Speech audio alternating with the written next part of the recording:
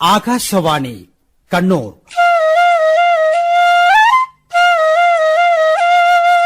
കിസാൻ വാണി.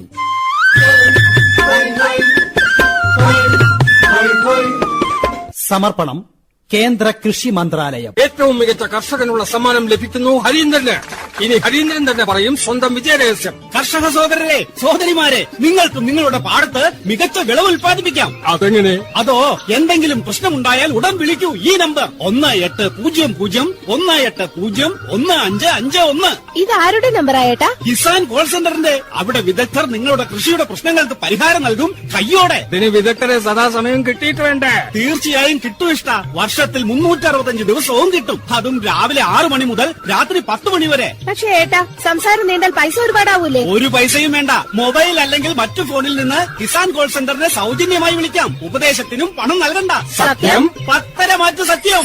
കർഷക സോദരരെ, കൃഷിയുടെ പ്രശ്നങ്ങൾക്ക് സ്വന്തം ഭാഷയിൽ ഉടനടി പരിഹാരം കിട്ടാൻ സമസ്ത ഭാരതത്തിലും ഏത് ഫോണിൽ നിന്നും ദേശീയ ഹെൽപ്പ് ലൈൻ നമ്പർ 1800-15551 സൗജന്യമായി ബന്ധപ്പെടൂ. കർഷകരുടെ മിത്രം കിസാൻ കോൾ സെന്റർ.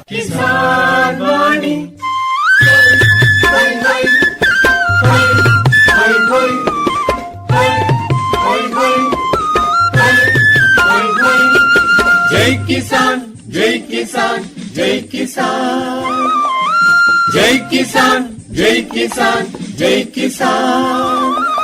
കർഷക പക്ഷത്തു നിന്നും കണ്ണൂർ ആകാശവാണിയുടെ ഹരിത ദർശനം. ഹരിതമോഹനം ജൈവപൂരിതം, ഹരിതചരിത ജീവചരിത യാത്ര ഈ വഴി. കിസാൻ.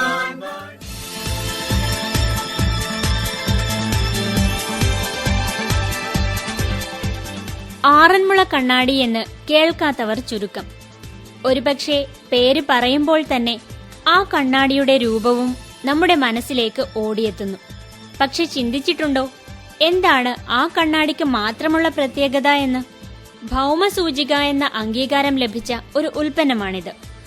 അറിയാമോ, ഭൗമസൂചിക പദവി ലഭിച്ച ഉൽപ്പന്നത്തെ ഉണ്ടാക്കാനും വിൽക്കാനുമെല്ലാമുള്ള അധികാരം തനത് സ്ഥലത്തുള്ളവർക്ക് മാത്രമേ ഉള്ളൂ. അങ്ങനെ ധാരാളം ഉൽപ്പന്നങ്ങൾ കേരളത്തിന് സ്വന്തമായുണ്ട്, കാർഷികവും കാർഷികേതരവും. മലബാറിന്റെ സ്വന്തമായ കൈപ്പാട് നെല്ലാണ് ഈ പട്ടികയിൽ ഇടം നേടിയ അവസാനത്തെ കേരളീയോൽപ്പന്നം. ഭൗമസൂചിക എന്ന വാക്ക് മാത്രമേ നമുക്ക് പരിചയമുള്ളൂ. കൂടുതൽ അറിയാം ഈ പ്രഭാഷണത്തിലൂടെ. പടന്നക്കാട് കാർഷിക കോളേജിലെ associate professor doctor T Vanaja സംസാരിക്കുന്നു.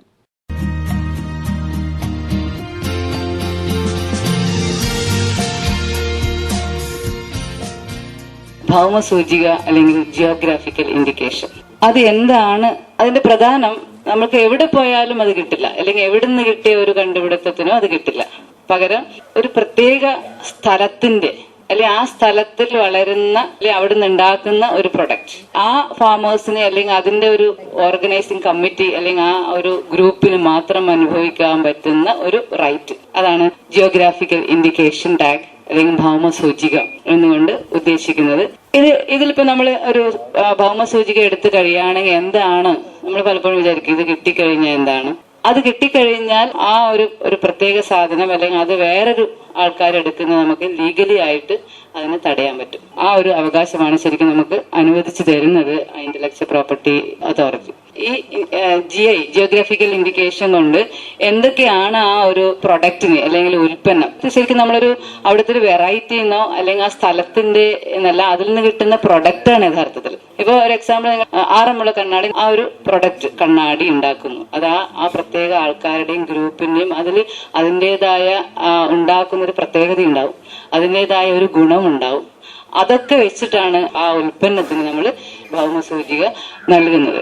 അതൊരു അഗ്രികൾച്ചർ പ്രൊഡക്റ്റ് ആണെങ്കിൽ, ഇപ്പൊ ഞാൻ ആറന്മുള കണ്ണാടി നേരത്തെ സൂചിപ്പിച്ചപ്പോൾ അതൊരു ഹാൻഡിക്രാഫ്റ്റ്, പോത്തമ്പള്ളി സാരി അങ്ങനെയൊക്കെ ഒരു പ്രൊഡക്റ്റ് പറയുകയാണെങ്കിൽ അതൊരു ഹാൻഡിക്രാഫ്റ്റ്. അതേസമയം ഒരു അഗ്രികൾച്ചർ പ്രൊഡക്റ്റ്, എക്സാമ്പിൾ ഞവരാനെല്ല്, കൈപ്പാടരി, പൊക്കാളി അരി അങ്ങനെയൊക്കെ പറയുന്ന അഗ്രികൾച്ചർ പ്രൊഡക്റ്റ് ആണ്.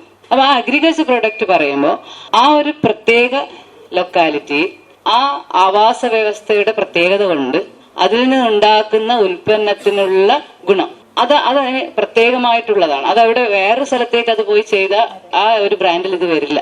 അതാണ് പ്രത്യേകിച്ച് ജിയോഗ്രാഫി, ആ പേരിൽ നിന്ന് നമുക്ക് മനസ്സിലാവും. ആ ഭൂമിശാസ്ത്രപരമായ പ്രത്യേകത കൊണ്ട് അതിന് ലഭിക്കുന്ന ഗുണനിലവാരം, അത് അനുഭവിക്കുന്ന, അത് ഉണ്ടാക്കുന്ന ആൾക്കാർക്ക് അതുവഴി എന്തൊക്കെ നേടാം. ഇപ്പോൾ കൈപ്പാടരി അല്ലെങ്കിൽ അതിന്റെ ഗുണം എന്താണ് എന്ന് പറയുകയാണെങ്കിൽ ആ പ്രത്യേക സ്ഥലത്ത് വളരുമ്പോൾ ഉണ്ടാവുന്ന ഔഷധ ഗുണം അല്ലെങ്കിൽ നമുക്ക് കിട്ടുന്ന ഹെൽത്ത്, അത് ആ ക്വാളിറ്റി തന്നെ അതിനുണ്ടാവണം. അതിന്റെ പരമായിട്ടാണ് അതിന് കൊടുക്കുന്നത്. ഈ അഗ്രികൾച്ചർ പ്രൊഡക്റ്റ് വരുമ്പോൾ അത് വേറൊരു സ്ഥലത്ത് കൃഷി ചെയ്ത അതിന്റെ ഗുണങ്ങളില്ല എന്നുള്ള തരത്തിലാണ് അതിന് ഭൗമസൂചിക ലിസ്റ്റിലേക്ക് പെടുത്തുന്നത്. ഇനി ആർക്കാണ് ഇത് അപേക്ഷിക്കാൻ പറ്റുക? ഒരു വ്യക്തി എന്ന നിലയിലല്ല നമ്മൾ അപേക്ഷിക്കുക. ഒരു അസോസിയേഷൻ അല്ലെങ്കിൽ ഒരു പ്രൊഡ്യൂസേഴ്സ് കമ്പനി, അതുമായിട്ട് ബന്ധപ്പെട്ട അല്ലെങ്കിൽ അത് ഡീൽ ചെയ്യുന്ന, ഇപ്പൊ കൈപ്പാട് അരിയാണെങ്കിൽ അതിനുള്ള അസോസിയേഷൻ, അവരാണത് അപേക്ഷിക്കുന്നത്. GI എന്ന് പറയുമ്പോൾ നിങ്ങളുടെ മനസ്സിൽ വേണ്ടത് ഇതുപോലെ നമ്മുടെ സ്ഥലങ്ങളിൽ എന്തൊക്കെ ഇങ്ങനെ ചെയ്യാൻ പറ്റുന്നുണ്ടാവും. ആറന്മുള കണ്ണാടി എന്ന് പറഞ്ഞു, അതുപോലെ എന്തൊക്കെ കേരളത്തിൽ നിന്ന് നമ്മുടെ ഈ നോർത്ത് ഭാഗങ്ങളിൽ നിന്ന് ചെയ്തിട്ടുണ്ട്, ഇനി എന്തൊക്കെ നമുക്ക് ചെയ്യാം അതുപോലെ എന്നുള്ള ഒരു രീതിയിൽ നിങ്ങളുടെ മനസ്സിലുണ്ടാവണം. ഭാവിയിൽ നമുക്ക് ഇതൊക്കെ ചെയ്തുകൂടെ എന്നുള്ളത്. അതിന്റെ ഒരു പ്രൊസീജിയർ എന്തൊക്കെയാണ് നമ്മൾ ചെയ്യേണ്ടത് ഇത് കിട്ടണം, ആ രീതിയിലാണ് ഞാൻ പറയണത്. ഒന്ന്, നമ്മൾ ഉദ്ദേശിക്കുന്ന ആ ഉൽപ്പന്നം അല്ലെങ്കിൽ നമ്മൾ ഉണ്ടാക്കിയിരിക്കുന്ന ഹാൻഡിക്രാഫ്റ്റ് ഈ ജിയോഗ്രാഫിക്കൽ ഇൻഡിക്കേഷൻ എന്ന് പറയുന്നതിന്റെ കാറ്റഗറിയിൽ വരുന്നതാണോ? അതായത് ഞാൻ നേരത്തെ പറഞ്ഞപ്പോ ഒരു പ്രത്യേക സ്ഥലം, ആ സ്ഥലത്തിനെ കൊണ്ട് അതിനൊരു ഗുണമുണ്ടായിരിക്കണം, അങ്ങനെയുള്ള എല്ലാം അതിനുണ്ടോ എന്നുള്ള രീതിയിൽ ആദ്യം നമ്മൾ നോക്കണം. അതിനുശേഷം അപേക്ഷ എങ്ങനെ കൊടുക്കണം, എന്തൊക്കെയാണ് അപേക്ഷയിലുള്ള ഡോക്യുമെന്റ്സ് അല്ലെങ്കിൽ എന്തൊക്കെ ഡേറ്റകൾ, എന്തൊക്കെ നമ്മൾ തയ്യാറാക്കിയിട്ട് വേണം കൊടുക്കാനുള്ളതാണ്. ആദ്യം തന്നെ ഒരു അപേക്ഷ, സാധാരണ നമ്മളൊരു അപേക്ഷ കൊടുക്കുമ്പോൾ എന്തൊക്കെ ഡീറ്റെയിൽസ് ഉള്ളതെന്നുള്ളൊരു ഫിൽഡ് ആപ്ലിക്കേഷൻ ഫോം തന്നെയാണ്. അതിൽ ജനറൽ ആയിട്ടുള്ള എല്ലാ ഡീറ്റെയിൽസ് ഉണ്ടായിരിക്കണം.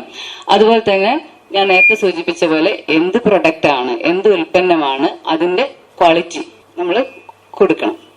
പിന്നെ വേണ്ടത് ആ ട്രാക്റ്റിന്റെ സ്പെസിഫിക്കേഷൻ എന്ന് വെച്ചാൽ എന്താണ് ആ സ്ഥലത്തിന്റെ പ്രത്യേകത. അപ്പൊ കൈപ്പാട് വരെയാണ് നമുക്ക് ആ സ്ഥലത്തിന്റെ പ്രത്യേകതകളെല്ലാം പറയുന്ന. കടലിനോട് അടുത്ത് കിടക്കുന്ന പ്രദേശം, ചതുപ്പ് നിലമാണ്, അവിടെ അതിനുള്ള പ്രത്യേകത അത് ഒരു ജലം കയറുന്നതാണ്, ഉപ്പ് രസം ഉണ്ടാവും, വേലിയേറ്റവും വേലിയിറക്കവും ഉണ്ടാവും, മാംഗ്രൂവ്സ് അതായത് കണ്ടൽ വനങ്ങളാൽ ചുറ്റപ്പെട്ടതാണ്. അങ്ങനെ ഒരുപാട്. അത് രണ്ടാം വെള്ള സമയത്ത് എക്വാകൾച്ചർ, ഫിഷ്, ചെമ്മീനും അതാണ് എടുക്കുന്നത്. എന്താണ് ആ ഇക്കോസിസ്റ്റം മുഴുവൻ നമ്മളതിനെ ഡിസ്ക്രൈബ് ചെയ്തുകൊണ്ട് അപേക്ഷയിൽ ഉണ്ടായിരിക്കണം. ഇനി ആ സ്ഥലം എവിടുന്ന് മുതൽ എവിടെ വരെ നീണ്ടു കിടക്കുന്നു, ഏതൊക്കെ ജില്ലകളിൽ അത് കിടക്കുന്നു, അതിനൊരു കണ്ടിന്യൂറ്റി, അതായത് തുടർച്ചയായിട്ട് ഒരു ട്രാക്റ്റായിട്ട് നമുക്ക് എടുക്കാൻ പറ്റുന്ന തരത്തിൽ ആണോ, ഏതൊക്കെ പഞ്ചായത്തുകളിൽ അത് വിന്യസിച്ചിരിക്കുന്നു, ഇത്തരം എല്ലാ ഡീറ്റെയിൽസും അതിലുണ്ടായിരിക്കണം. അത് വെച്ചുകൊണ്ട് നമ്മളൊരു സൈറ്റ് മാപ്പ് തയ്യാറാക്കണം. പ്രൊഡക്റ്റ്, അഗ്രികൾച്ചർ പ്രൊഡക്റ്റ് ആണെങ്കിൽ മണ്ണിന്റെ പ്രത്യേകത, അവിടെ ഉപയോഗിക്കുന്ന ഇനങ്ങൾ, ഏതൊക്കെ ഇനങ്ങളുടെ പ്രൊഡക്റ്റ് ആണ് നിങ്ങൾ ഇതിൽ ജിയോഗ്രാഫിക്കൽ ഇൻഡിക്കേഷൻ എന്ന ടാഗിനുള്ളിൽ കൊണ്ടുവരുന്നത്, അതൊക്കെ അതിൽ പ്രത്യേകം കാണിച്ചിരിക്കണം. അവസാനമായി ഇതൊരു ലീഗലായിട്ടുള്ള ഒരു ആസ്പെക്ട് ആണ്, അത് എല്ലാ കാലവും കൊണ്ടുപോകേണ്ടതാണ്. ആ സമയത്ത് ഈ സമയങ്ങളിലൊക്കെ ആരാണ് ഇൻസ്പെക്ട് ചെയ്യുന്ന ബോഡി, അതിൽ ആരൊക്കെ ഉണ്ടാവണം എന്നുള്ള ഡീറ്റെയിൽസും നമ്മൾ കൊടുക്കും. ഇതാണ് ഒരു ആപ്ലിക്കേഷൻ പാക്കേജ്. ഞാനൊരു ചുരുക്കം പറയാൻ കാരണം ഇതൊരു ഒന്നുമേ അറിയാത്ത പോലെ ഒരു റോ ആയിട്ട്, ഒരു റഫായിട്ട് നിങ്ങൾക്ക് അറിയുന്നതിന് വേണ്ടിയാണ്. അതുപോലെ ആ സൊസൈറ്റി അല്ലെങ്കിൽ ആ പ്രൊഡക്റ്റിന് ഒരു ലോഗോ നമ്മൾ ഉണ്ടാക്കിയിരിക്കണം. അതാണ് മെയിൻ ആയിട്ട് ആപ്ലിക്കേഷന് കൂടെ വേണ്ടത്. ലോഗോ അപ്രൂവ് ചെയ്തിരിക്കണം നമ്മുടെ GI പ്രസന്റേഷൻ സമയത്ത്. സ്റ്റേറ്റ്മെന്റ് ഓഫ് കേസ് ആണ് ഇതിനെപ്പറ്റി ഡിസ്ക്രൈബ് ചെയ്യുന്ന, ഗുഡ്സിനെ പറ്റി ഡിസ്ക്രൈബ് ചെയ്യുന്ന എല്ലാ ആസ്പെക്റ്റും, അത് എന്തൊക്കെ ആണ് ആ പ്രൊഡക്ട്സിന്റെ. ഇപ്പൊ നെല്ലാണെങ്കിൽ നമ്മളതിന്റെ പാഡി ഗ്രെയിൻസ് മുതൽ അരിയുടെ ഗുണങ്ങൾ എല്ലാം നമ്മൾ ഡിസ്ക്രൈബ് ചെയ്തുകൊണ്ട്. പിന്നെ ഏറ്റവും പ്രധാനപ്പെട്ടത് യുണീക്ക്നെസ്, ആ പ്രൊഡക്റ്റിന് എന്താണ് നിങ്ങൾ യുണീക്കായിട്ട് പറയുന്നത് എന്നുള്ള കാര്യം വ്യക്തമായിട്ട് അപേക്ഷയിൽ ഉണ്ടായിരിക്കണം. പിന്നെ വേറൊന്ന് പ്രൂഫ് ഓഫ് ഒറിജിൻ എന്ന് വെച്ചാൽ നമ്മൾ ഒരുപാട് കാലം ജിയോഗ്രാഫിക്കൽ ഇൻഡിക്കേഷൻ സംബന്ധിച്ചോളം പ്രധാനപ്പെട്ടത് അത് ഒരുപാട് കാലമായിട്ട് അവിടെ പറഞ്ഞും ആ സ്ഥലവും എല്ലാം നമുക്ക് അറിയുന്നതായിരിക്കും. ആ ഒറിജിനെ പറ്റി എവിടെ നിങ്ങൾ ഒരു ആധികാരികമായി കണ്ടിരിക്കുന്ന ടെക്സ്റ്റ് ബുക്ക് അല്ലെങ്കിൽ ഒരു റെഫറൻസ്, ഒരു ലിറ്ററേച്ചർ അതുണ്ടായിരിക്കും. അതാണ് നമ്മൾ പറയുന്നത് പ്രൂഫ് ഓഫ് ഒറിജിൻ. അതിന്റെ കോപ്പി നമ്മൾ ഈ ആപ്ലിക്കേഷന് കൂടെ വെച്ചിരിക്കണം. അതെ, ഈ ലക്ഷ്യത്തിലേക്കുള്ള വഴിയും ദുർഘടം തന്നെ. ഏതെല്ലാം കുന്നും മലകളും താണ്ടിയാണ് നമുക്ക് സ്വന്തമായത് എന്ന ഈ പദവി നാം നേടിയെടുക്കുന്നത്?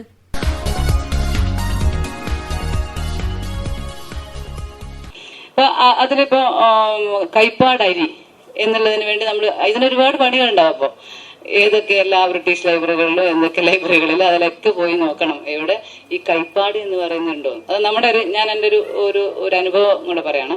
അപ്പൊ അവിടെ വരുമ്പോ കൈപ്പാട് എന്ന് പറഞ്ഞ പേരിൽ ഒന്നുമേ അവിടെ ഉണ്ടായിരുന്നില്ല. പക്ഷെ ബ്രിട്ടീഷ് ഒരു യാത്രാ അനുഭവത്തിൽ ഒരു ഇംഗ്ലീഷ് ലിറ്ററേച്ചർ ട്രാൻസ്ലേറ്റ് ചെയ്തൊരു മലയാളം ബുക്ക് ഉണ്ടായിരുന്നു. അതില് കായൽ കണ്ടത്തിന്റെ അരികിലൂടെ എന്ന് പറഞ്ഞ് ഒരു യാത്രാ അനുഭവം വിവരിക്കുന്നുണ്ട്. അത് വിവരിക്കുന്നത് നമ്മുടെ കൈപ്പാടിന്റെ ആവാസ വ്യവസ്ഥ തന്നെയാണ്. അതായത് ഒരു ജലം കയറുന്ന കടലിനോടടുത്ത് കിടക്കുന്ന കായൽ കണ്ടം. അപ്പൊ ഈ കായൽ കണ്ടം എന്ന് പറയുമ്പോൾ കണ്ടം നമ്മൾ പറയുന്നത് നമ്മുടെ പാടത്തിനല്ലേ. കായൽ കണ്ടം എന്ന് പറയുന്നത് കായൽ പാടം തന്നെയാണ്. ആ കായൽ പാടം ലോപിച്ചിട്ടാണ് കൈപ്പാടായത്. അപ്പൊ നമുക്കങ്ങനെ ആ ഒരു ലിറ്ററേച്ചർ മുന്നേ പറഞ്ഞത് എങ്ങനെ അത് വന്നു എന്നുള്ളത് നമ്മൾ സമർത്ഥിക്കും വേണം. അത് മലയാളം ലിറ്ററേച്ചർ ആണെങ്കിൽ അത് അതിന്റെ ഇംഗ്ലീഷ് മലയാളത്തിൽ എഴുതുന്ന പോലെ പറയണം. ഞാൻ എന്റെ നോക്കുമ്പോൾ ഞാൻ NJAN എന്ന് ഇംഗ്ലീഷിൽ ആദ്യം എഴുതണം. അപ്പൊ അതിന്റെ ഇംഗ്ലീഷ് പരിഭാഷ എഴുതണം. അങ്ങനെ അതൊരു ഡോക്യുമെന്റ് ആണ്. പിന്നെ ആ അസോസിയേഷൻ ഒരു നോട്ടറി ആയിട്ടുള്ള ഞങ്ങളുടെ ഇന്നൊക്കെയാണ് നമ്മുടെ എന്ന് പറഞ്ഞ ഒരു നോട്ടറൈസ്ഡ് അഫിഡവിറ്റ് കൊടുക്കണം.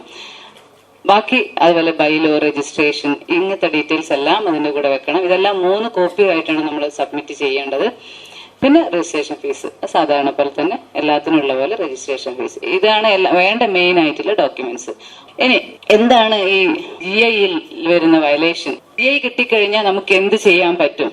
അതായത് രജിസ്റ്റേർഡ് GI വയലേറ്റ് ചെയ്ത് വേറെ ആരെങ്കിലും ആ ഗ്രൂപ്പിലുള്ളവർ ഇത് പറഞ്ഞ് നമുക്ക് ഉപയോഗിക്കാൻ പറ്റില്ല.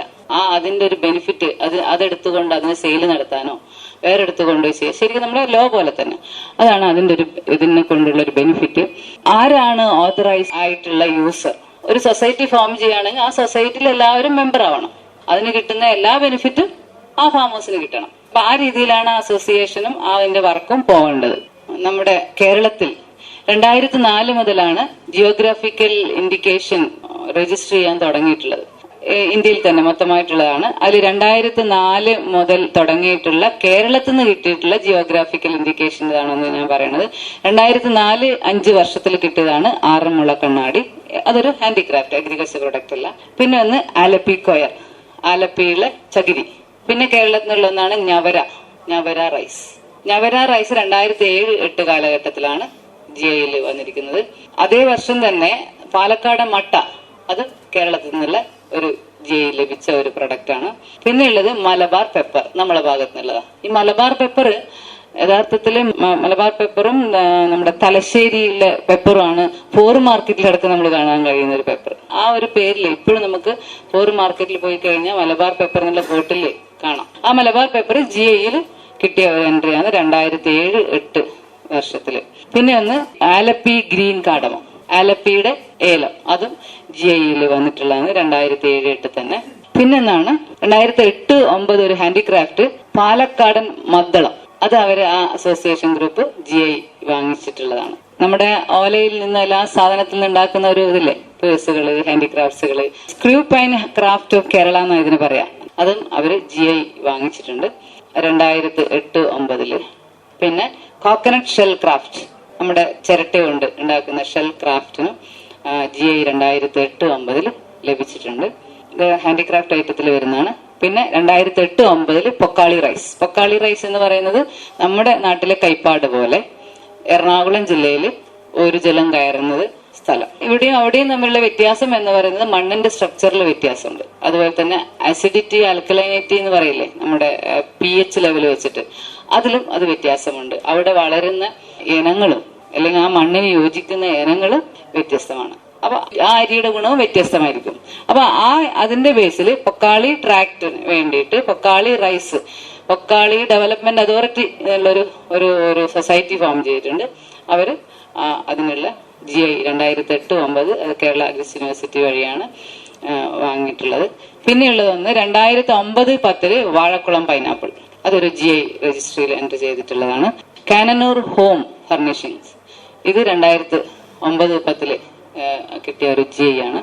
പിന്നെ ബാലരാമപുരം സാരീസ്, ഇതിപ്പോ ഹാൻഡിക്രാഫ്റ്റ് ഐറ്റത്തിൽ വരുന്ന 2009-10 ബാലരാമപുരം സാരീസിന് GI ലഭിച്ചിട്ടുണ്ട്. കാസർഗോഡൻ സാരി, ഇതൊക്കെ നമ്മൾ പ്രത്യേകതകൾ അവിടെ പറയണം, ആ സാരിക്കുള്ള പ്രത്യേകതകൾ.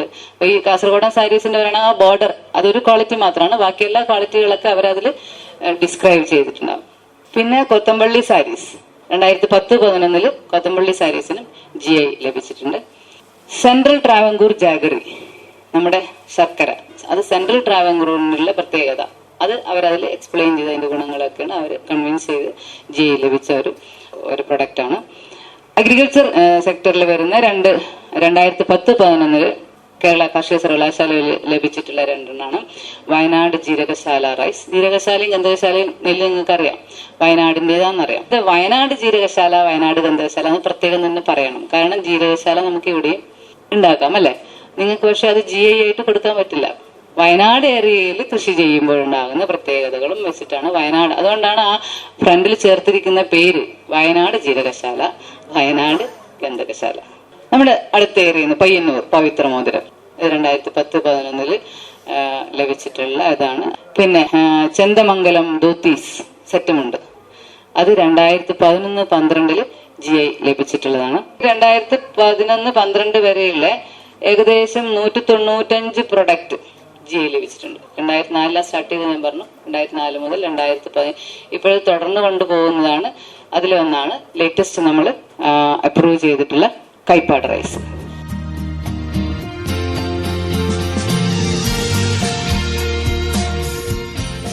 ഭൗമസൂചികയുടെ പ്രസക്തി. പടന്നക്കാട് കാർഷിക കോളേജിലെ associate professor doctor T. Vanaja സംസാരിക്കുകയായിരുന്നു ഇതുവരെ.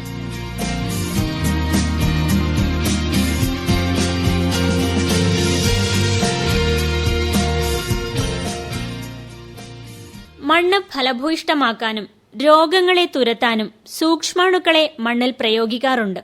ചെടികളുടെ വളർച്ചയെ ത്വരിതപ്പെടുത്താൻ ഇവയ്ക്കുള്ള കഴിവ് ചെറുതല്ല. സ്യൂഡോമോണാസ്, ട്രൈക്കോഡർമ എന്നിവയെല്ലാം നമുക്ക് സുപരിചിതം തന്നെ.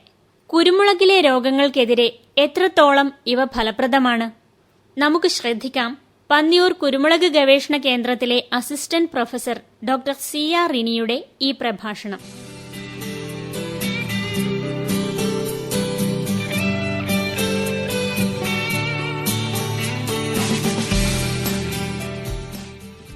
ഈ രാസകുമിൾനാശിനികൾ ഒഴിവാക്കിക്കൊണ്ട് നമുക്ക് ജൈവ കുമിൾനാശിനികൾ ഉപയോഗിച്ചുകൊണ്ട് നമുക്ക് രോഗനിയന്ത്രണം സാധ്യമാക്കാം. അപ്പൊ അതിനായിട്ട് നമ്മൾ ഒരുപാട് ജൈവ കുമിൾനാശിനികൾ, ജീവാണുക്കളെ നമ്മൾ ഉരുത്തിരിച്ചെടുത്തിട്ടുണ്ട്. അതിൽ തന്നെ ഈ ഫൈറ്റോഫ്തോറ എന്ന് പറയുന്ന കുമിളിന് ഏറ്റവും ഫലപ്രദമായി നമ്മൾ കണ്ടിട്ടുള്ളത് ട്രൈക്കോഡർമ ഇനത്തിൽപ്പെട്ട ട്രൈക്കോഡർമ ഹാർസിയാനം, ട്രൈക്കോഡർമ വിറിഡെ തുടങ്ങിയ ഇനങ്ങൾ, അതുപോലെ സ്യൂഡോമോണാസ് ഫ്ലോറസെൻസ് എന്ന് പറയുന്ന ഒരു മിത്ര ബാക്ടീരിയ, അതുപോലെ മൈക്കോറൈസ, വെസിക്കുലാർ ആർബസ്കുലാർ മൈക്കോറൈസ എന്നാണ് അതിന്റെ മുഴുവൻ പേര്, മൈക്കോറൈസ. ഈ പറയുന്ന അതൊരു കുമിൾ തന്നെയാണ്. ഇവയെല്ലാം ഫൈറ്റോഫ്തോറ എന്ന കുമിളിനെതിരെ ചെടികളെ സംരക്ഷിക്കാൻ കഴിവുള്ളതാണ്. സ്യൂഡോമോണാസ് ഫ്ലോറസെൻസ് എന്ന് പറയുന്ന പലരും ഉപയോഗിക്കുന്നതാണ്. ഇത് മണ്ണിൽ നിന്ന് നമ്മൾ വേർതിരിച്ചെടുത്തിട്ടുള്ള മിക്കവാറും എല്ലാ ബാക്ടീരിയ അല്ലെങ്കിൽ ഫംഗൽ രോഗങ്ങൾക്കെതിരെ പ്രവർത്തിക്കാൻ ശേഷിയുള്ള ഒരു മിത്ര ബാക്ടീരിയയാണ് സ്യൂഡോമോണാസ് ഫ്ലോറസെൻസ് എന്ന് പറയുന്നത്. അതിനെ നമ്മൾ പ്രത്യേക മാധ്യമങ്ങളിൽ വളർത്തി കർഷകർക്ക് ഉപയോഗിക്കത്തക്ക രീതിയിൽ നമ്മുടെ സ്റ്റേഷനുകളിൽ നിന്ന് നമ്മൾ കർഷകരിൽ എത്തിക്കുന്നുണ്ട്. ഇത് നമുക്ക് പലതരത്തിലും നമുക്കിത് ഉപയോഗിക്കാനായിട്ട് പറ്റും. പലതരത്തിലും എല്ലാ വിധത്തിലും നമുക്ക് ഉപയോഗിക്കാൻ സാധിക്കുന്നതാണ്. എല്ലാ വിളകൾക്കും മിക്കവാറുമുള്ള എല്ലാ ബാക്ടീരിയൽ ഫംഗൽ രോഗങ്ങൾക്കും എതിരെ ഉപയോഗിക്കാൻ കഴിയുന്നതാണ്. അപ്പോൾ ഇത് ഉപയോഗിക്കാൻ നമ്മൾ വിത്ത് ഇട്ട് നടുന്ന ചെടികളാണെന്നുണ്ടെങ്കിൽ വിത്തിൽ പുരട്ടാനായിട്ട് ഉപയോഗിക്കാം. ഇപ്പൊ കൊടിയുടെ കാര്യത്തിലാണെന്നുണ്ടെങ്കിൽ നമ്മൾ തണ്ട് മുറിച്ചാണ് നടുന്നത്. അപ്പൊ തണ്ട് മുറിച്ച് നടുമ്പോൾ ഈ തണ്ട് നമ്മൾ നടുന്നതിന് മുമ്പ് ഒരു ഭാഗം ഈ സ്യൂഡോമോണാസ് ലായനിയില് കുഴമ്പ് രൂപത്തിലാക്കിയിട്ട് അതിന് നമ്മൾ എടുക്കുന്ന പൊടിയുടെ 3 ഇരട്ടി വെള്ളം ചേർക്കുക. അപ്പോൾ അത് നല്ലൊരു കുഴമ്പ് രൂപത്തിൽ കിട്ടും. അതിൽ ഒരു 20 മിനിറ്റ് നേരം മുക്കി വെച്ചതിന് ശേഷം നമ്മൾ കൂടകളിൽ നടുക. അപ്പൊ കൂടുതലായിട്ട് വേരുകൾ ഉൽപ്പാദിപ്പിക്കുകയും അതുപോലെ മണ്ണിൽ നിന്നുള്ള രോഗാണുക്കളെതിരെ ഈ തണ്ടില് ഒരു രക്ഷാകവചം തീർത്ത് ഇത് തണ്ടിനെ സംരക്ഷിക്കും. മുഴുവനും മുക്കണമെങ്കിലും നിങ്ങൾക്ക് മുക്കാം, യാതൊരു ദോഷവുമില്ല. ഇനി ഇത് ഫീൽഡിൽ സ്പ്രേ ചെയ്യാനാണെന്നുണ്ടെങ്കിൽ 2% വീര്യത്തിലാണ് സ്പ്രേ ചെയ്യേണ്ടത്. മാസത്തിലൊരിക്കൽ എന്ന കണക്കിൽ സ്പ്രേ ചെയ്യുക. 20 ഗ്രാം 1 ലിറ്റർ വെള്ളത്തിൽ എന്ന് തോതി കലക്കി. ഇപ്പോ ചിലര് അതിന്റെ പൊടി അടിയാനായിട്ട് വെക്കാറുണ്ട്. അതിന്റെ ആവശ്യമില്ല, ഇല്ലാതെ തന്നെ നമുക്ക് സ്പ്രേ ചെയ്യാം. ചെടിയുടെ ചുവട്ടിൽ ഒഴിച്ചു കൊടുക്കാൻ നിങ്ങൾക്ക് ഉപയോഗിക്കാം. ചെടിയുടെ ചുവട്ടിൽ ഒഴിക്കാനാണെങ്കിൽ ഇതുപോലെ 2% വീര്യത്തിൽ അല്ലെങ്കിൽ കുറഞ്ഞത് 10 ഗ്രാമെങ്കിലും 1 ലിറ്റർ വെള്ളത്തിൽ നിന്ന് തോതി കലക്കി ഒരു 10 ദിവസം ഇടവിട്ട് പൊടിയുടെ ചുവട്ടിൽ ഒഴിച്ചു കൊടുക്കുക. അപ്പോൾ എല്ലാ രീതിയിലും മെത്തേഡ് ഓഫ് ആപ്ലിക്കേഷൻസും നമുക്ക് ഈ സ്യൂഡോമോണാസിൽ നമുക്ക് സാധ്യമാണ്. ഇനി ട്രൈക്കോഡർമ എന്ന് പറയുന്ന കുമിള്, അത് ഒരു കുമിളാണ്. അത് നമ്മൾ മണ്ണിൽ ചേർത്ത് കൊടുക്കാനാണ് നമ്മൾ ഉപയോഗിക്കുന്നത്. ജൈവവളത്തോടൊപ്പം മണ്ണിൽ ചേർത്ത് കൊടുക്കുന്ന മണ്ണിൽ കൂടി പകരുന്ന ഫംഗൽ രോഗങ്ങൾക്കെതിരെ പ്രവർത്തിക്കുന്ന ഒരു മിത്ര കുമിളാണ് ട്രൈക്കോഡർമ എന്ന് പറയുന്നത്. ട്രൈക്കോഡർമ മണ്ണിൽ ചേർക്കാൻ നമ്മൾ പോട്ടിംഗ് മിശ്രിതം തയ്യാറാക്കുമ്പോൾ പോട്ടിംഗ് മിശ്രിതത്തിൽ ചാണകപ്പൊടി ചേർക്കുന്നതിന്റെ ഒപ്പം തന്നെ ട്രൈക്കോഡർമ ചേർത്ത് കൊടുത്ത് വേണം പോട്ടിംഗ് മിശ്രിതം തയ്യാറാക്കാൻ. അതുപോലെ ഫീൽഡിലേക്ക് അപ്ലൈ ചെയ്യാനാണെങ്കിൽ നമ്മൾ റെക്കമെൻഡ് ചെയ്യുന്നത് ജൈവവളത്തിൽ ഇതിനെ ഒന്നുകൂടി വളർത്തി പെരുപ്പിച്ചതിന് ശേഷം മാത്രം ഫീൽഡിലേക്ക് ഇടുക. ഇപ്പോൾ നമ്മൾ പൊടി രൂപത്തിലാണെങ്കിലും നമുക്ക് മണ്ണിലേക്ക് ചേർത്ത് കൊടുക്കാം. 50 ഗ്രാം ഒരു കൊടിക്കെന്നുള്ള തോതിൽ നമുക്ക് കൊടുക്കാം. പക്ഷെ നമ്മൾ പറയുന്ന അത്രയും അളവിലുള്ള ജൈവവളങ്ങൾ മണ്ണിൽ ഉണ്ടായിരിക്കണം. മണ്ണിൽ ആവശ്യത്തിന് ഉള്ള ഈർപ്പവും നിർബന്ധമായും കൊടുക്കാൻ പറ്റുമെങ്കിൽ ആ ജൈവവളത്തോടൊപ്പം ഈ ട്രൈക്കോഡർമ മണ്ണിൽ കിടന്ന് വളർന്നോളൂ. അല്ലെങ്കിൽ നമുക്ക് ചെയ്യാവുന്നത് നമ്മുടെ ഫാമിൽ തന്നെ അതിനെ ജൈവവളത്തോടൊപ്പം വളർത്തി കൂടുതലാക്കിയതിന് ശേഷം മണ്ണിലേക്ക് ചേർക്കാം. അപ്പൊ അതിന് നമ്മൾ പറയുന്നത് നമുക്ക് വെർമി കമ്പോസ്റ്റോ അല്ലെങ്കിൽ നമുക്ക് അവൈലബിൾ ആയിട്ടുള്ള വളങ്ങൾ ഏതാണോ, വെർമി കമ്പോസ്റ്റ് അല്ലെങ്കിൽ ഉണക്കിപ്പൊടിച്ച ചാണകം, ഇതിലേതെങ്കിലും നമുക്ക് ഉപയോഗിക്കാം. ചാണകപ്പൊടി വേപ്പിൻ പിണ്ണാക്ക് മിശ്രിതമാണ് നമ്മൾ ലോ കോസ്റ്റ് ആയിട്ടുള്ള ടെക്നോളജി നമ്മൾ ഡെവലപ്പ് ചെയ്തിട്ടുള്ളത്. അപ്പൊ അത് 9:1 എന്നുള്ള തോതിൽ 9 കുട്ട ചാണകം എടുക്കുകയാണെങ്കിൽ 1 കുട്ട വേപ്പിൻ പിണ്ണാക്ക്. ഇപ്പൊ ചാണകം എന്ന് പറഞ്ഞാൽ പച്ച ചാണകമല്ല ഇതിൽ നമ്മൾ ഉപയോഗിക്കുന്നത്, ഉണക്കി പൊടിച്ചെടുത്തിട്ടുള്ള ചാണകപ്പൊടി. അതില് 1 കുട്ട 9 കുട്ട ചാണകത്തിന് 1 കുട്ട വേപ്പിൻ പിണ്ണാക്ക് ചേർത്ത് സംയോജിപ്പിച്ചതിന് ശേഷം അതിൽ ഇങ്ങനെ തയ്യാറാക്കുന്ന 100 കിലോ മിശ്രിതത്തിന് 1 കിലോ അല്ലെങ്കിൽ 1.5 കിലോ, അതായത് നമ്മുടെ റിക്വയർമെന്റ് എങ്ങനെയാണോ അതനുസരിച്ച് 1 കിലോ കൊണ്ട് തന്നെ ഇതിനകത്ത് വളർച്ച നമുക്ക് കിട്ടും. നല്ല കൾച്ചറാണ് എങ്കിൽ, ഇല്ലെങ്കിൽ കുറച്ച് എക്സ്പയറി ഡേറ്റിലേക്കൊക്കെ അടുത്തിരിക്കുന്ന കൾച്ചറാണ് കയ്യിലിരിക്കുന്നതെങ്കിൽ ഒരു 1.5 കിലോ എങ്കിലും ഇടുക.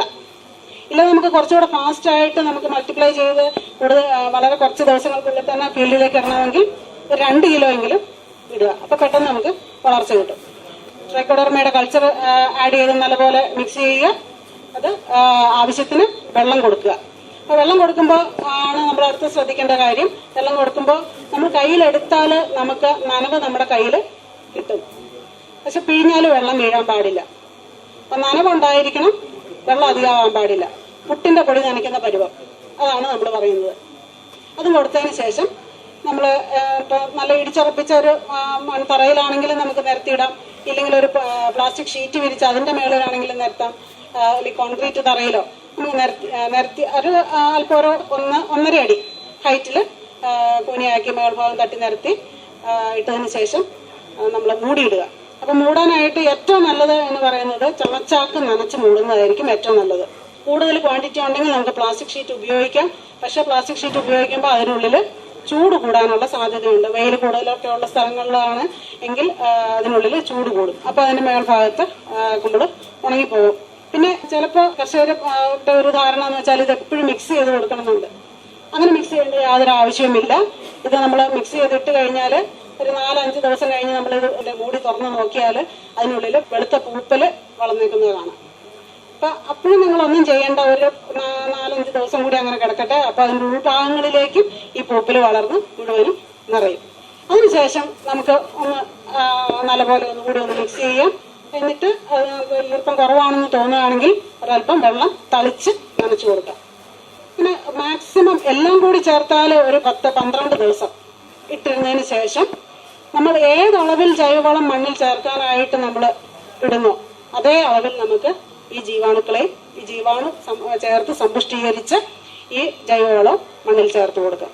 നമുക്ക് കൂടിയ അത്രയും അളവിൽ നമുക്കിത് ഉണ്ടാക്കിയെടുക്കാൻ ബുദ്ധിമുട്ടുണ്ട് എങ്കിൽ കൊടിക്ക് ഒരു കഴിയുമെങ്കിൽ 5 കിലോ ഇല്ലെങ്കിൽ 2 കിലോ എങ്കിലും ഇങ്ങനെ സമ്പുഷ്ടീകരിച്ച് ജൈവവളം ചേർക്കുക.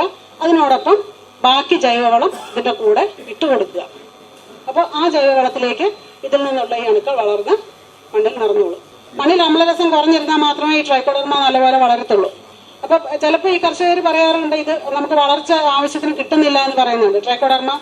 അപ്പോൾ ഈ ട്രൈക്കോഡർമയുടെ വളർച്ച ഇതുപോലെ നമ്മൾ മിക്സ് ചെയ്യുമ്പോൾ കിട്ടാത്തതിന് നമ്മൾ കാണുന്ന കാരണങ്ങൾ ഒന്നല്ലെങ്കിൽ അതിൽ ഈർപ്പത്തിന്റെ അംശം കൂടിയോ കുറഞ്ഞോ പോയിട്ടുണ്ടാവും. കൂടിപ്പോയാൽ ഒട്ടും വളരത്തില്ല, കുറഞ്ഞാലും വളരത്തില്ല, ഉണങ്ങിപ്പോകും. 2, ചിലപ്പോഴെങ്കിലും നമുക്ക് കിട്ടുന്ന വേപ്പിൻ പിണ്ണാക്ക് ആവശ്യത്തിനുള്ള ക്വാളിറ്റി ഉള്ളതായിരിക്കത്തില്ല. അത് മറ്റു പൂപ്പലുകൾ വളരാതിരിക്കാനായിട്ട് ഉപ്പ് ചേർത്തിട്ട് കടകളിൽ സൂക്ഷിക്കുന്ന അത് കാണാറുണ്ട്. മറ്റു പൂപ്പലുകൾ വളരാതിരിക്കാനായിട്ട്, അതിന്റെ ആ ഒരു അപ്പീലിംഗ് പോവാതിരിക്കാൻ വേണ്ടിയിട്ട്. അപ്പൊ അത് നമ്മൾ ഉപയോഗിക്കുമ്പോൾ മറ്റു പൂപ്പലുകളെ പോലെ തന്നെ ട്രൈക്കോഡർമയും അതിൽ വളരത്തില്ല. അതുമല്ല പ്രശ്നമെങ്കിൽ ചിലപ്പോൾ നമുക്ക് കിട്ടിയിരിക്കുന്ന കൾച്ചർ, ട്രൈക്കോഡർമയുടെ കൾച്ചർ ഒന്നല്ലെങ്കിൽ കാലാവധി കഴിഞ്ഞതായിരിക്കും, ഇല്ലെങ്കിൽ അതിന് ആവശ്യത്തിനുള്ള അണുക്കള്, മിനിമം ക്വാണ്ടിറ്റി അണുക്കൾ അതിൽ ഉണ്ടാകത്തില്ല. അപ്പൊ ഇതിൽ ഏതെങ്കിലും കാരണങ്ങൾ കൊണ്ടായിരിക്കും പലപ്പോഴും നമുക്ക് വളർച്ച ആവശ്യത്തിന് കിട്ടാതെ വരുന്നത്. അപ്പൊ ഇത് നമ്മൾ നോക്കിയാൽ നമുക്ക് മനസ്സിലാക്കാവുന്നതേ ഉള്ളൂ. ഇനി മറ്റൊരു ജൈവ കുമിൾനാശിനി എന്ന് നമുക്ക് പറയാനൊക്കില്ല, ജീവാണു വളം ആയിട്ട് നമുക്ക് ഉപയോഗിക്കാവുന്നതാണ് മൈക്കോറൈസ എന്ന് പറയുന്നത്. മൈക്കോറൈസ എന്ന് പറയുന്ന ഒരു കുമിളാണ്. അത് ചെടിയുടെ വേരുകളുമായിട്ട് സഹവാസത്തിൽ കഴിയുന്ന ഒരു ഫംഗസാണ്. നമ്മൾ നടുന്ന ഈ ചെടിയുടെ വേരുകളിൽ ഇത് പറ്റിപ്പിടിച്ച് വേരിന്റെ പുറത്ത് ഒരു കവചം തീർത്ത്, ഒരു രക്ഷാ കവചം തീർത്ത് ഇതിനെ മറ്റണുക്കളിൽ നിന്ന് സംരക്ഷിക്കും. അതോടൊപ്പം തന്നെ നമ്മുടെ ചെടിയുടെ വേരിന് എത്താവുന്ന ഒരു പരിധിയുണ്ട്. അതിനുള്ളിലുള്ള പോഷകങ്ങളെ ചെടിക്ക് വലിച്ചെടുക്കാനായിട്ട് സാധിക്കും. പക്ഷെ ഈ മൈക്രോറൈസ് നമ്മൾ മണ്ണിൽ ചേർത്ത് കൊടുത്താൽ ഇതിന് ദൂരസ്ഥലങ്ങളിലേക്ക് വളർന്നു ചെന്ന് ദൂരെ നിന്നുള്ള പോഷകങ്ങളെ പോലും വലിച്ചെടുത്ത് ചെടിയിലേക്ക് എത്തിച്ചു കൊടുക്കാനായിട്ട് ഒരു ബ്രിഡ്ജായിട്ട്, ഒരു പാലം പോലെ ദൂരസ്ഥലങ്ങളിൽ നിന്ന് ഇതിലേക്ക് എത്തിച്ചു കൊടുക്കാനുള്ള ഒരു ബ്രിഡ്ജായിട്ട് ഇത് ആക്ട് ചെയ്യും. ഇത് വളരെ കുറച്ച് ക്വാണ്ടിറ്റി മാത്രം നമ്മൾ ഇട്ടാൽ മതി. നടുന്ന സമയത്താണെങ്കിൽ കുഴികളിൽ മൈക്രോറൈസയുടെ കൾച്ചർ ഇട്ട് കൊടുക്കുക. പുതിയതായിട്ട് പൊട്ടി വരുന്ന വേരുകൾക്ക് ഇതുമായിട്ട് കോണ്ടാക്ട് കിട്ടണം. അതിനു വേണ്ടിയിട്ടാണ് നടുന്ന സമയത്ത് ഇടാൻ പറയുന്നത്. ഇല്ലെങ്കിൽ നമ്മൾ മൺസൂൺ സമയത്ത് നമ്മൾ ചെയ്യുന്ന സമയത്ത് തന്നെ തുടക്കത്തിൽ തന്നെ ഇട്ട് കൊടുക്കുക. അപ്പൊ മൺസൂണിൽ പുതിയ വേരുകൾ പൊട്ടി വരുമ്പോൾ ഇതുമായിട്ട് ഈ മൈക്രോറൈസയായിട്ട് കോണ്ടാക്ട് വരും. മൈക്രോറൈസ അതിൽ ഇൻഫെക്ട് ചെയ്തോളും, അതിന്റെ വേരിനെ പ്രൊട്ടക്ട് ചെയ്തോളും. അപ്പൊ മണ്ണിൽ കൂടി പകരുന്ന പല രോഗങ്ങളും നമുക്ക് ഈ കൾച്ചർ ഉപയോഗിച്ചുകൊണ്ട് നമുക്ക് ചെറുക്കാനായിട്ട് സാധിക്കും. ട്രൈക്കോഡർമ, സ്യൂഡോമോണാസ്, മൈക്രോറൈസ ഇത് 3 നമ്മൾ കുരുമുളക് ഗവേഷണ കേന്ദ്രത്തിൽ നമ്മൾ ഉത്പാദിപ്പിക്കുന്നുണ്ട്, കർഷകർക്ക് ലഭ്യമാക്കുന്നുണ്ട്.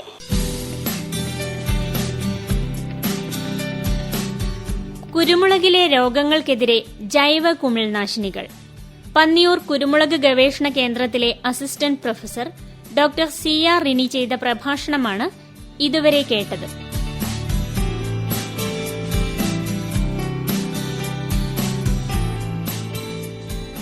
നിർവഹണം PV പ്രശാന്ത് കുമാർ.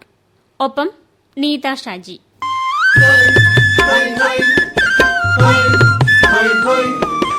സമർപ്പണം കേന്ദ്ര കൃഷി മന്ത്രാലയം. എന്റെ ഈശ്വര, എവിടെ പോകും, എന്ത് ചെയ്യും? പെങ്ങളെ, എന്ത് കാര്യത്തിനാ വിഷമിക്കുന്നത്? കൃഷിയുടെ കാര്യം ഓർത്താ ചേട്ടാ. രാജുവിന്റെ അച്ഛൻ ജീവിച്ചിരിപ്പുണ്ടായിരുന്നെങ്കിൽ എല്ലാം നോക്കി നടത്തിയെന്നെ. പെങ്ങള് പറഞ്ഞത് ശരിയാ. ഇനിയിപ്പോ ഒറ്റയ്ക്ക് ഞാൻ എന്ത് ചെയ്യാനാ ചേട്ടാ?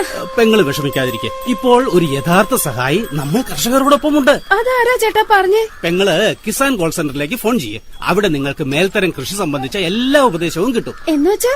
അതായത് വിത്ത്, വളം, കീടനാശിനി എന്നിവയുടെ ഉപയോഗവും കാലാവസ്ഥാ വ്യതിയാനവും ചോദിച്ചു മനസ്സിലാക്കാം. സത്യമാണോ ഏട്ടാ? അതെ, അവിടെ നിങ്ങൾക്ക് കൃഷി വിദഗ്ധരുടെ അഭിപ്രായങ്ങൾ സൗജന്യമായി ലഭിക്കും. പിന്നെ അവിടേക്ക് ഫോൺ ചെയ്യുന്നതിന് പൈസയും ചെലവില്ല. അവിടെ ഫോൺ എപ്പോഴാ ചെയ്യേണ്ടത് ഏട്ടാ? ആഴ്ചയിൽ 7 ദിവസം രാവിലെ 6 മണി മുതൽ രാത്രി 10 മണി വരെ ഏത് സമയത്തും മൊബൈലിൽ നിന്നോ ഫോണിൽ നിന്നോ ചെയ്യാം. അവിടെ നിങ്ങൾക്ക് സ്വന്തം ഭാഷയിൽ തന്നെ സംസാരിക്കുകയും ചെയ്യാം. പക്ഷെ ചേട്ടാ, ആലോചിക്കാൻ ഒന്നുമില്ല പെങ്ങളെ. കിസാൻ കോൾ സെന്ററിലേക്ക് ഉടൻ ഫോൺ ചെയ്യേ. കൃഷി മന്ത്രാലയം, ഭാരത സർക്കാർ മുഖേന പ്രവർത്തിക്കുന്ന കിസാൻ കോൾ സെന്ററിന്റെ സൗജന്യ നമ്പർ 180015015551. കിസാൻ വാണി.